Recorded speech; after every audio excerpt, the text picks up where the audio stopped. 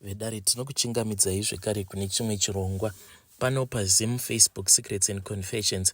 Tadzoka zvekare nemamwe mamessages. Regedzai tibva tapinda mumamessages edu atadzoka takakubatirai. Message yedu yekutanga yakamira sekudai so. Anzi, makadii zvenyu mukoma Ashi, can you please post my own story as hidden identity? Inini mukoma ndauyawo pano kuti munge muchizondibatsirawo.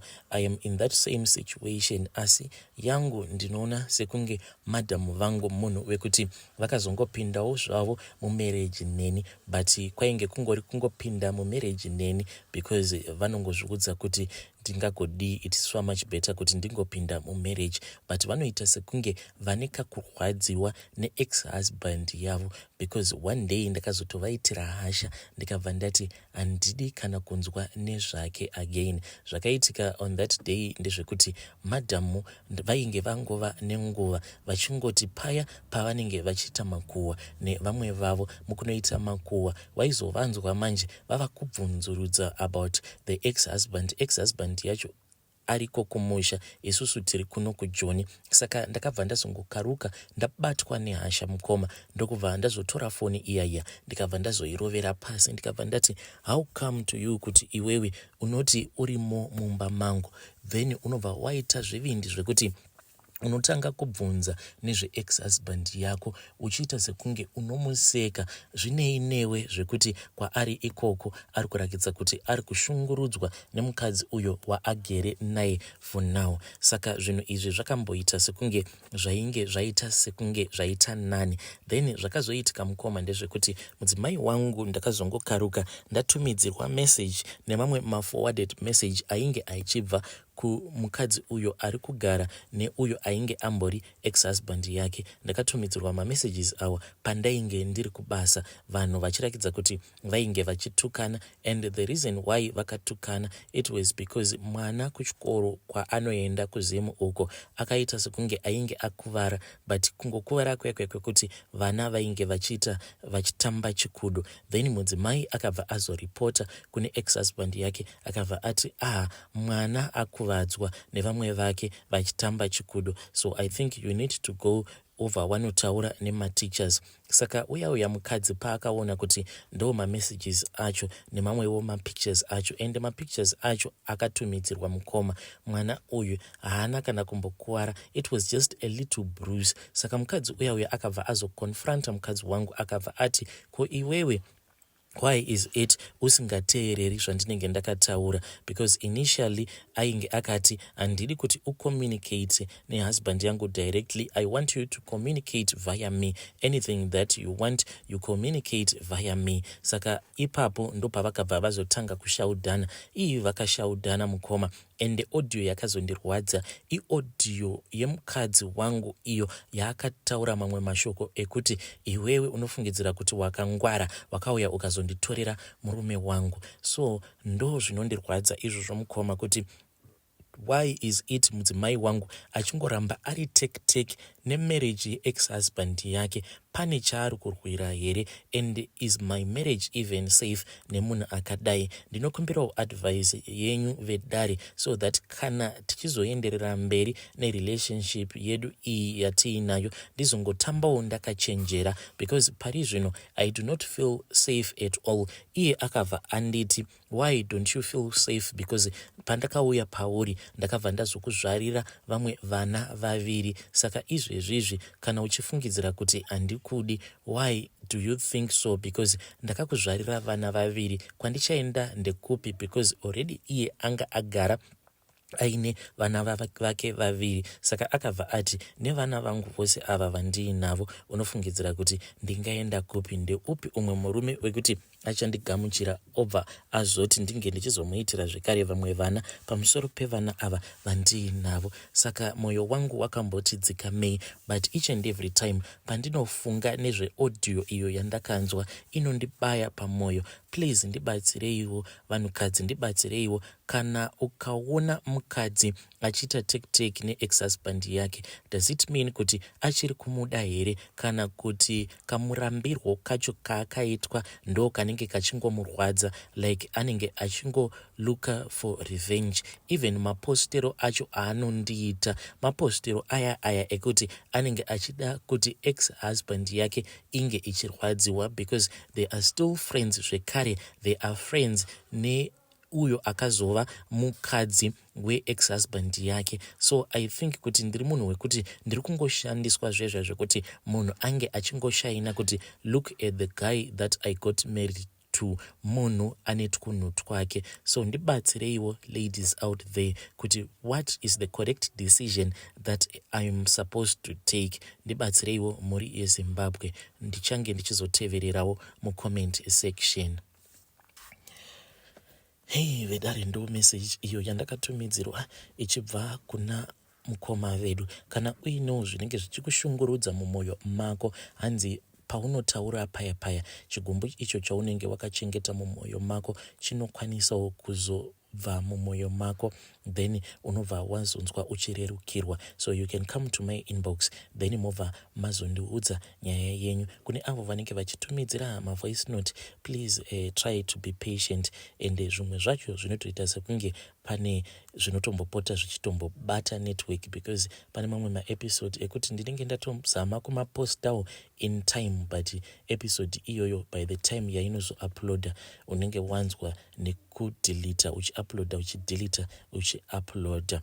Regedzai tibva taenda panyedu inotevera. Nyedu inotevera yakamira sekudai so. Hanzi makadii zvenyu mukomanashi, please ndibatsireiwo. Inini ndauyawo pano recently, ndakati ndabva kubasa. Ndiri munhu wekuti tinofambawo tichiinstalla ma-electric gates zvekare nema-garage doors aya e-electric. Saka tinowanzo kuti patinenge tiri kubasa tinenge takaisa zvedu foni padivi tichiteerera ma-confessions, then tinenge tichingoheva ma-discussions. Aiwa, kana takateerera ma-confession, kunyange kurwadza kwebasa hauzombonzwi kuti basa rinorwadza. So mukoma ndo pandakangosanganawo nechannel yenyu. Saka ndauyawo kwamuri mukomanashi, even though I never thought kuti I would end up coming to you, because I thought kuti marriage yangu it is the perfect thing. Saka zvakazoitika mukoma ndezvekuti takati taenda kunoinstalla ma-garage doors awa, takabva tazokasika kupedza,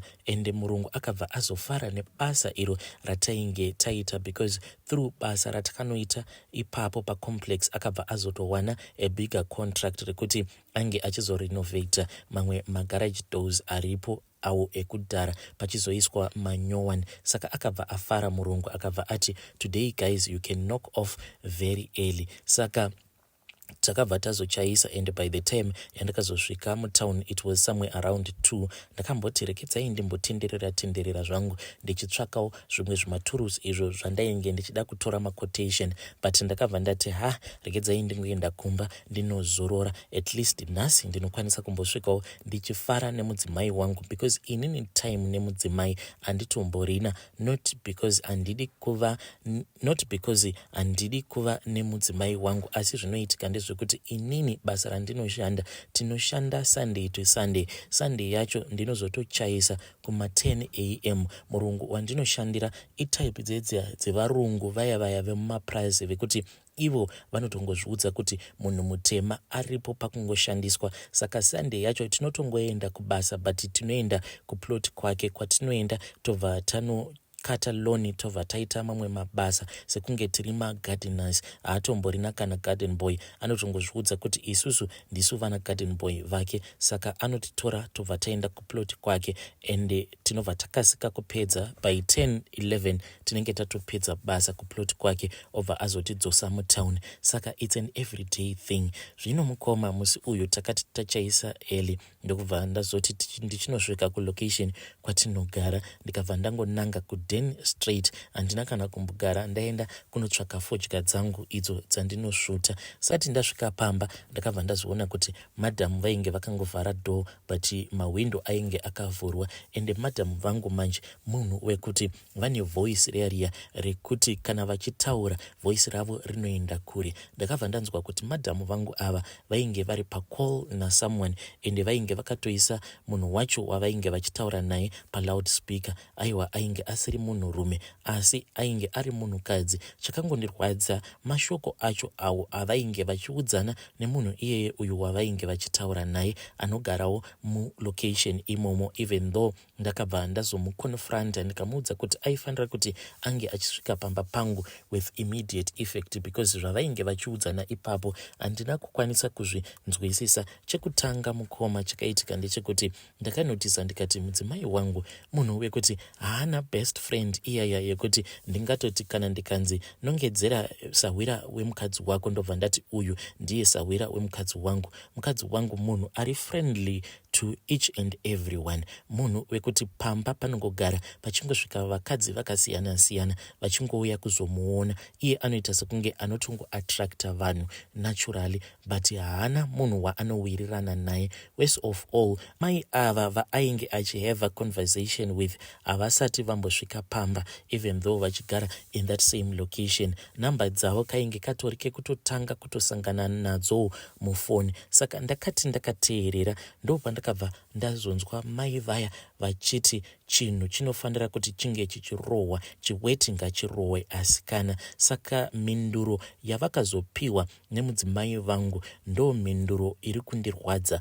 yazokonzeresa kuti ndinge ndichizouyawo pano paplatform penyu mukoma kuti ndinge ndichitsvakawo advice kubvawo kune vamwe vanokwanisawo kupawo maadvice because mudzimai wangu akabva ati asikana kana ari seni ndinotoona kutoti ndisati ndapinda mu40 chiweti ndikuda kuti chinge chichimborohwa zvekuti chinofanira kurohwa kusvika icho chataura cheka kuti ndaneta. Ende vasikana inini kana ndikanyatsokurohwa chaiko ari masikati ndinonyatsonzwa kuti ya zvinenge zvichinyatsokuita because ndinonyatsokufarira kuti paya pandinenge ndichirohwa then iyo ndinenge ndakaitarisa ichibuda ichipinda ichibuda.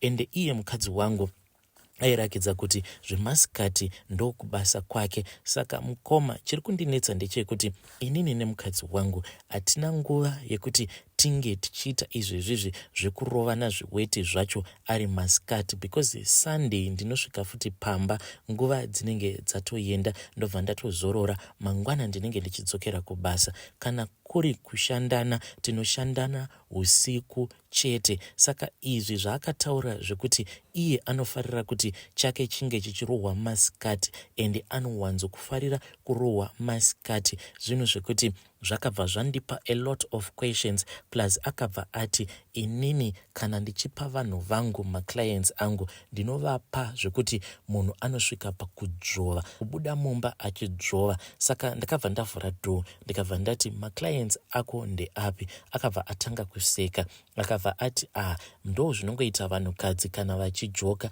but mukoma, is it even possible kuti munhu ane murume angataura nezvemaclients? Plus ndakabva ndamubvunza kuti ko masikati awa auri kuti ndo paunogara uchingorohwa masikati unenge uchimborohwa nani? Iye akabva ati pashoma ipapo patinoita ndo pandanga ndichitaura plus handidi kuti munhu ange achiziva personally about my lifestyle. Saka nyaya dzake dzaanga achitaura neniwo ndanga ndichimunyepera. Saka iye ari kuti hanzi ndainge ndichingomunyeperawo ndichingoitirawo kuti ndisazoita sekunge munhu akasaririra panhau dzebonde. Ndanga ndichingoita sekungewo ndiri munhu wekuti kana ndichipa murume wangu ndinoita kumupedzera. So that was the conversation yavainge vachiita. Immediately ndakabva ndadana amai vaya, ivowo vakabva vauya vakabva vati iconversation yavainge vachingoita but mukoma zvinhu izvi hazvina kundibata bho.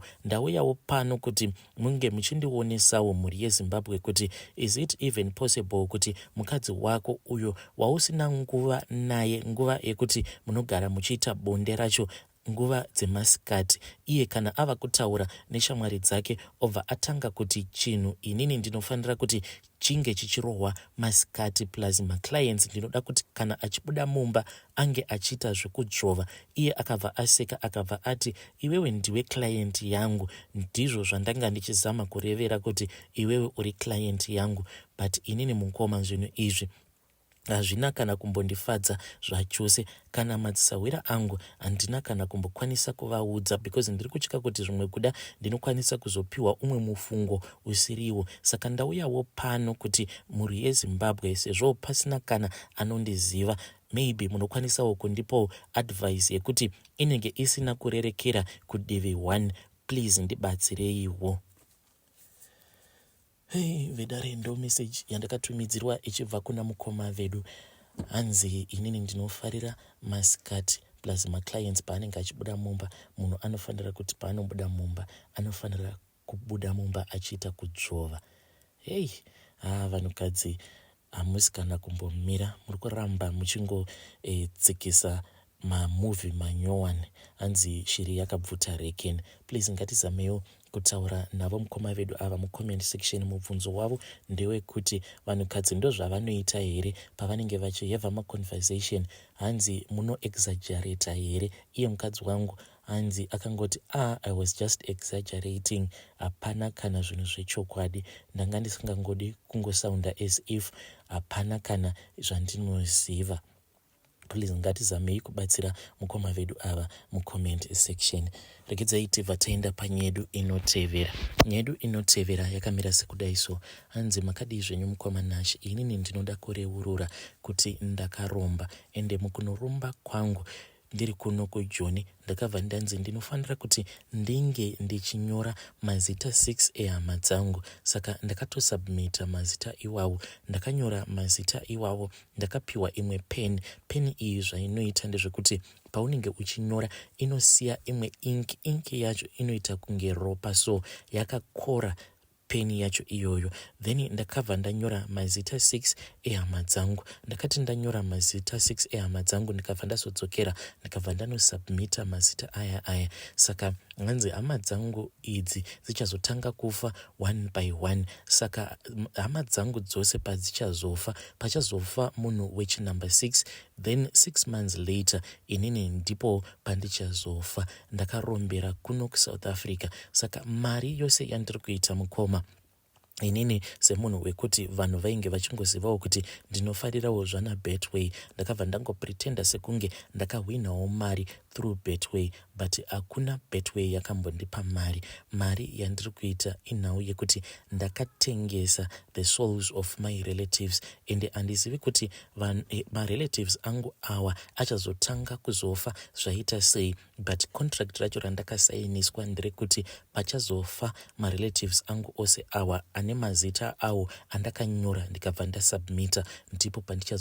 ndipo pandichazorwara. Mushure mekunge ndarwara ndichangorwara kwe6 months, asi hanzi ndicharwara zvinonzwisa tsitsi, then ndobva ndazoshayika. Saka munhu uyo akandirombesa akangondisimbisa akabva andiudza kuti vanhu ava ukazoona panozofa vanhu 6, aiwa mari yako unenge wambodya waenjoya. So ndo confession yangu iyoyo mukoma. Zvakawanda handikwanise kutaura because dzimwe mhiko dzacho ndakaudzwa kuti kunyangwe ndikazofunga kuti zvinhu izvi handichazvidi, mhiko dzangu handifaniri kuti ndinge ndichidzitaura. Kunyangwe uyo anenge achindibatsira handifaniri kuti ndinge ndichizomuzivisa kuti mhiko dzangu dzandinofanira kuti ndinge ndichiita mukunodya mari dzangu imhiko dzakaita sei.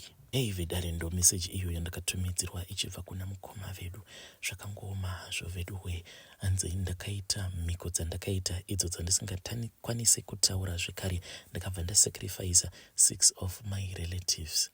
Zvakangoma hazvo vedu we.